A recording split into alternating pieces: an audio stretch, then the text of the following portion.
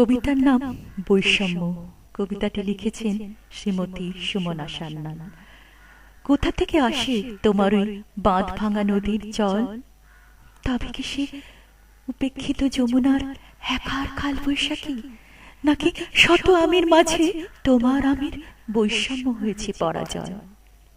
অতিরঞ্জিত করে আমিকে ভেবো না, দুঃখ পাবে তাতে। শুধু খনন করে কি লাভ বলো তো? পাবে না, পাবে না কোনো রত্ন ভাণ্ডার। চারপাশে অসহায় তোমারই মতো পরমের হাতিয়ার।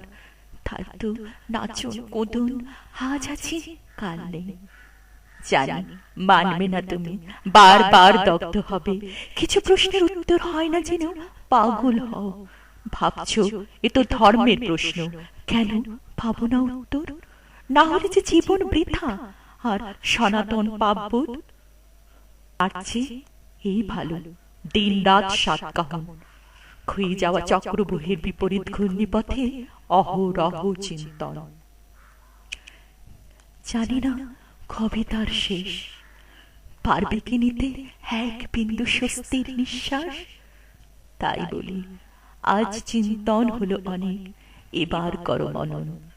দেখো যদি পেতে পারো কোনো অভিরূপ দর্শন, সকল্পে গড়া নাকি যা ছিল তা হবার তাই হয়েছে।